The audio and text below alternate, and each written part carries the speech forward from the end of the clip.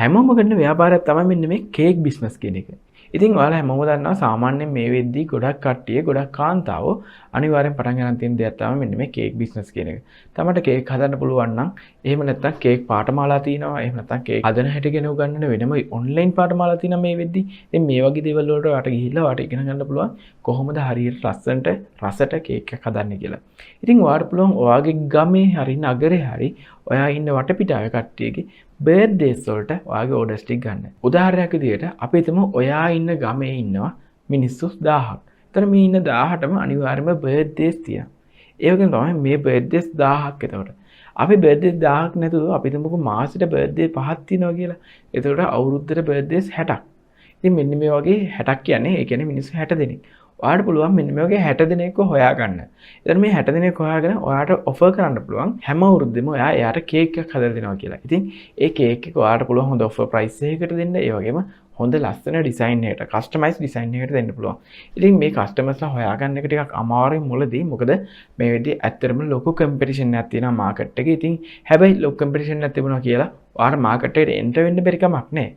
ඔයාලට මේ cake business එකට එන්ටර් වෙන්න හොඳම කාලයක් තමයි මේ. ඉතින් ඉස්සරහට යන තවත් කම්පිටිෂන් එක වැඩි. ඔයාලට අදම පටන් ගන්න පුළුවන් නම් අදම ඔයාලට පටන් ගන්න පුළුවන්. ඉතින් මේ කේක් ව්‍යාපාරය අර මං කිව්වා වගේ ඔයා ගමේ වෙන්න පුළුවන්, නගරේ වෙන්න පුළුවන්. ඔයා තෝරගත්ත පිරිසකට අනිවාර්යයෙන්ම එයාලගේ හැම අවුරුද්දෙම බර්ත්ඩේ එක ඔයාට ඕඩර්ස් වෙන විදිහට හදාගත්තොත් සාමාන්‍යයෙන් අවුරුද්දක් දෙකක් වගේ යද්දී ඔයාට හොඳ ව්‍යාපාරයක් පටන් ගන්න හැකියාව තියෙනවා. ඉතින් මේ කේක් බිස්නස් එක ඔයා බිස්නස් එකක් කරන ගමන් වෙන්න පුළුවන්. එහෙම නැත්නම් ඔයා ජොබ් එකක් කරන ගමන් වෙන්න පුළුවන්. ඔයාලට කැමති වෙලාවක කරන්න පුළුවන් බිස්නස් එකක්. ඉතින් මේ කේක් බිස්නස් එක ගැන මම කතා කරන්න හේතුව තමයි කිහිප දෙනෙක් මගෙන් ඇහුවා මෙන්න මේ කේක් බිස්නස් එකේ කම්පිටිෂන් එකත් එක්ක කොහොමද අපි වැඩ කරන්නේ කියලා. ඉතින් අද මම කතා කරන්න ගත්තේ ගොඩක්ම මේ කේක් බිස්නස් එක ගැන නෙවෙයි. කේක් බිස්නස් එකේ කම්පිටිෂන් එක කොහොමද අපි අඩු කරගන්නේ කියලා. එහෙම නැත්නම් ලොකු කම්පිටිෂන් එකක් තියෙද්දි අපි කොහොමද මාකට් එකට එන්ටර් වෙන්නේ කියන ගැන කතා කරන්නේ. ඉතින් අපි කොහොමද මේ මාකට් එකට එන්ටර් වෙන්නේ? පළවෙනි දේ තමයි අපිට පුළුවන් අර වගේ බර්ත්ඩේ ලිස්ට් එකක් හොයාගන්න. ඒ වගේ බර්ත්ඩේ ලිස්ට් එකක් හොයාලා අපිට පුළුවන් පොඩි gift එකත් එක්ක කේක් එක දෙන්න. උදාහරණයක් විදිහට ඔයාලා දැකලා ඇති මේ විදිහ සමහර TikTok channel වල TikTok කරනවා කට්ටිය මල්බෝකි එකක්, ඒ වගේම කේක් එකක්, ඒ වගේම gift pack එකක් මේ හැමදේම එක විදිහට හදලා ගිහින් දෙනවා එයාගේ ගෙදරටම මේ බර්ත්ඩේ දවස් උදේට පොඩි සර්ප්‍රයිස් කරන්න වගේ. ඉතින් මෙන්න මේ වගේ දේවල් කරන්න පුළුවන්. ඒ වගේම තමයි ඔයාලා දෙන gift එක එයාලටම කස්ටමයිස් කරලා දෙන්න පුළුවන් නම් තවත් වටිනවා. ඒ කියන්නේ ඔයාලට බොටල් එකක් දෙනවා නම් ඒ බොටල් එකේ නම ගහන්න. එහෙම නැත්නම් එයාට මග් එකක් දෙනවා නම් ඒ මග් එකේ එයාලයි නම ගහන්න. ෆොටෝ එකක් ඇඩ් කරන්න.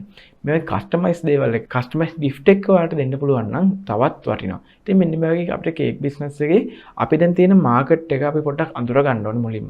අපි බලන්න ඕනේ කවුද මේ වෙද්දී අපේ ගමේ නගරේ කේක් හදන අය ඉන්නේ. ඒතකොට එයාලා හදන්න ගන්න මැටීරියල්ස් මොනවද? මේ කේක්ස් කොහොමද එයාලා ඩිලිවර් කරන්නේ?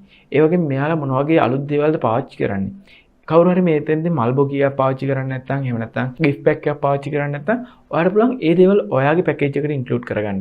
gift pack එකක්, මල්බෝකි එකක්, ඒ වගේම කේක් එක. මේ තුනම ඔයාලට හදන්න පුළුවන්. ඉතින් ඒ වගේම තමයි පොඩි ප්‍රොමෝෂනල් වීඩියෝ එකක්.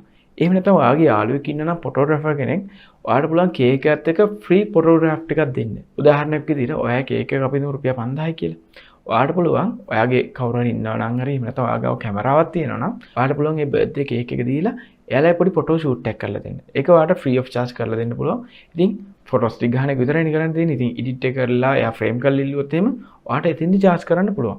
ඉතින් අන්න ඒ වගේ අලුත් දේවල් හිතලා අලුත් දේවල් කරන්න පුළුවන්. ඉතින් මම හිතනවා ඔයාලටත් දැන් ඔයාලට අයිඩියා එකක් එන්නේ නැති මොන වගේ දේවල්ද අපිට තව කරන්න පුළුවන් කියලා. ඉතින් ඔයාලට කාට හරි අයිඩියා එකක් ආව නම් කමෙන්ට් සෙක්ෂන් එකේ කමෙන්ට් එකක් දාන්න. මොකද මේක වීඩියෝ එක බලන අයට මේක ගොඩක් වැදගත් වෙන්න පුළුවන්. ඒ වගේම තමයි අපිට අපේ කේක් හදන ඒවා ගැන වීඩියෝස් අපිට හදන්න පුළුවන්. අපි කතා කරනවා ඩිජිටල් බිස්නස් වලදී කන්ටෙන්ට් මාකටිං ගැන, ඒ වගේම YouTube වීඩියෝස් ගැන.